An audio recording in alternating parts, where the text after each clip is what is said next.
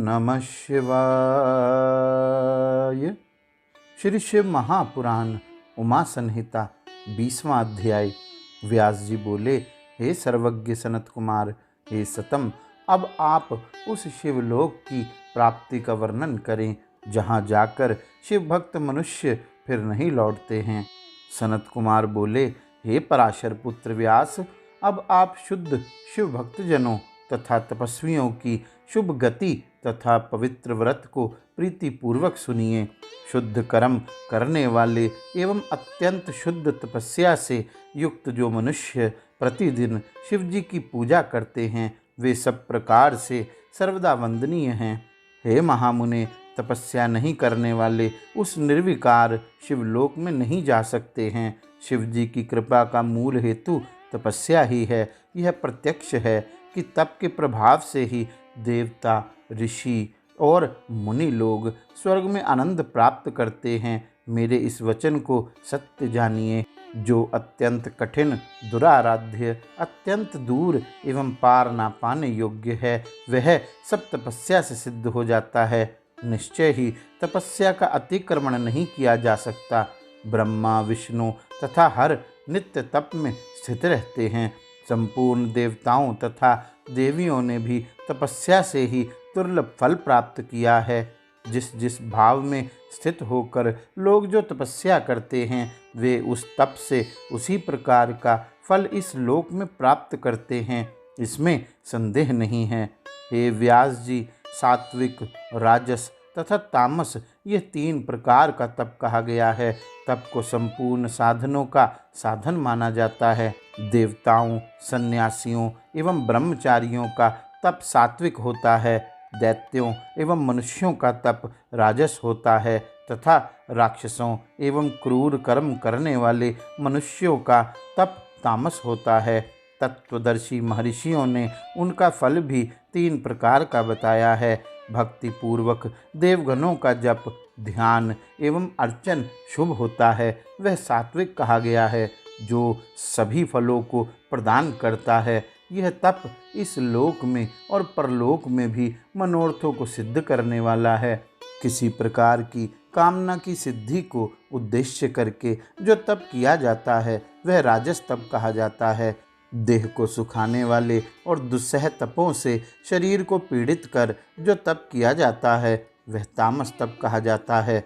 वह भी मनोरथ सिद्ध करने वाला होता है। सात्विक तप को सर्वोत्तम जानना चाहिए। निश्चल धर्म, बुद्धि, स्नान, पूजा, जप, होम, शुद्धता, शौच, अहिंसा, व्रत, उपवास, मौन, इंद्रिय निग्रह, बुद्धि, विद्या, सत्य, अक्रोध, दान, क्षमा, दम, दया, बावली, कूप, सरोवर एवं प्रसाद का निर्माण, कृच्छ, चंद्रायन आदि व्रत, यज्ञ, श्रेष्ठ तीर्थ और आश्रम का निवास, ये सभी धर्म के स्थान हैं और बुद्धिमानों को सुख देने वाले हैं। हे व्यास, इस प्रकार विषुव संक्रांति, मेष, तुला संक्रांति में संपन्न ये सद्धर्म शिव भक्त के परम कारण हैं। किसी शब्द रहित स्थान में उन्मनी भाव से ज्योति का तीनों कालों में ध्यान करना ही धारणा है। रेचक, पूरक और कुंभक, यह 3 प्रकार का प्राणायाम कहा गया है। प्रत्याहार द्वारा इंद्रियों का निरोध एवं नाड़ी संचार का ज्ञान होता है। यह तुरीयावस्था होती है। अनिमा आदि अष्ट सिद्धियों को प्राप्त करना अधोबुद्धि है। इसमें पूर्व पूर्व उत्तम भेद कहे गए हैं, जो ज्ञान विशेष के साधन हैं। काष्ठावस्था, मृतावस्था और हरितावस्था, ये 3 अवस्थाएं कही गई हैं। ये अवस्थाएं अनेक उपलब्धियों वाली तथा सभी पापों को विनष्ट करने वाली हैं। नारी, शैया, पान, वस्त्र, धूप, सुगंधित चंदन आदि का लेप, तांबुल भक्षण, 5 राजेश्वरी विभूतियाँ, स्वर्ण की अधिकता, तांबा, घर, रत्न, धेनु, वेद शास्त्रों का पांडित्य, गीत, नृत्य, आभूषण, शंख, वीणा, मृदंग, गजेंद्र, छत्र एवं चामर, ये सभी भोग स्वरूप हैं। इनमें आसक्त प्राणी ही अनुरक्त होता है। हे मुने, ये सभी पदार्थ दर्पण में पड़े प्रतिबिंब के समान अवास्तविक तथा आभास मात्र हैं। तथापि इनमें यथार्थ बुद्धि करके संसारी पुरुष तेल के लिए तिल के समान बारंबार इस संसार चक्र में पेरा जाता है और माया उसे अज्ञान से मोहित कर लेती है। वह सब कुछ जानते हुए भी घड़ी के यंत्र के समान स्थावर जंगम आदि सभी योनियों में दुखी होकर घूमता रहता है। इस प्रकार समस्त योनियों में भ्रमण कर बहुत समय के बाद अत्यंत दुर्लभ मनुष्य जन्म प्राप्त करता है और कभी कभी पुण्य की महिमा से बीच में ही मानव शरीर प्राप्त कर लेता है, क्योंकि कर्मों के गौरव तथा लाघव के कारण उनकी गतियां बड़ी विचित्र कही गई हैं। जो पुरुष स्वर्ग एवं मोक्ष के साधन भूत इस मनुष्य जन्म को पाकर अपना परम कल्याण नहीं करता है, वह मरने के बाद बहुत काल तक शोक करता रहता है। सभी देवताओं एवं असुरों के लिए भी यह मनुष्य जन्म अति दुर्लभ है, अतः उसे प्राप्त करके वैसा कर्म करना चाहिए जिससे नरक में ना जाना पड़े। दुर्लभ मनुष्य योनि प्राप्त करके यदि स्वर्ग तथा मोक्ष के लिए प्रयत्न नहीं किया जाता है तो उस जन्म को व्यर्थ कहा गया है। हे व्यास जी, धर्म अर्थ काम एवं मोक्ष इन संपूर्ण पुरुषार्थों का मूल मनुष्य जन्म कहा गया है। अतः मनुष्य जन्म को प्राप्त कर धर्मानुसार उसका यत्न पूर्वक पालन करते रहना चाहिए। धर्म के आधार तथा समस्त अर्थों के साधनभूत इस मनुष्य जन्म को प्राप्त करके यदि परमार्थ लाभ के लिए यत्न होता है तभी उससे मूल अर्थात मनुष्य जीवन सुरक्षित समझना चाहिए। मनुष्य जन्म में भी अति दुर्लभ ब्राह्मण तत्व को पाकर जो अपना पारलौकिक कल्याण नहीं करता है, उससे अधिक जड़ और कौन है। सभी द्वीपों में यह भारत भूमि ही कर्म भूमि कही जाती है। यहीं पर कर्म करके स्वर्ग और मोक्ष प्राप्त किया जाता है।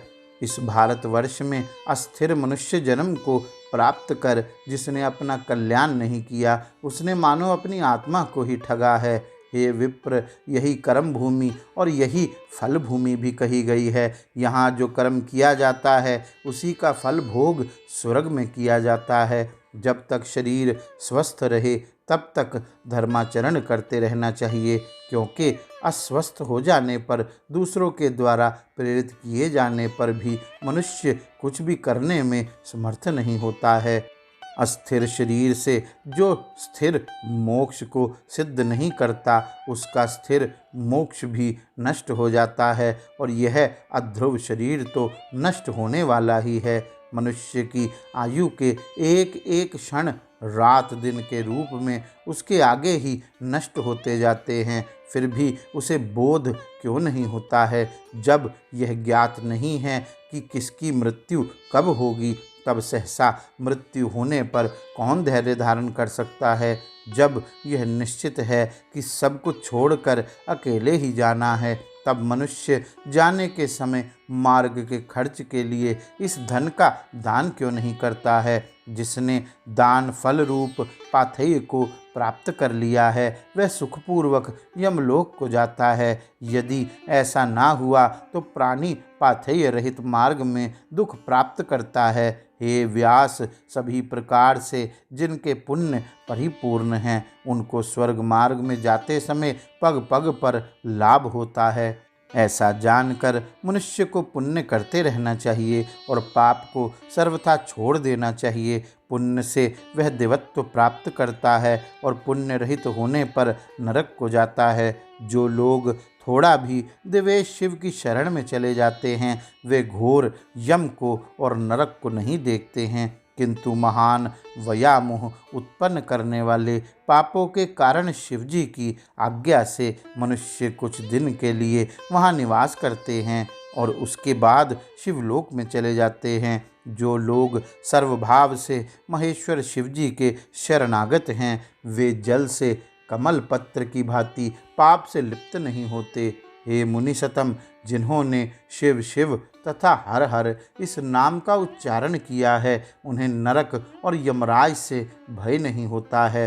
शिव, ये दो अक्षर परलोक के लिए पाथेय, अनामय, मोक्ष साधन एवं पुण्य समूह का एकमात्र स्थान है।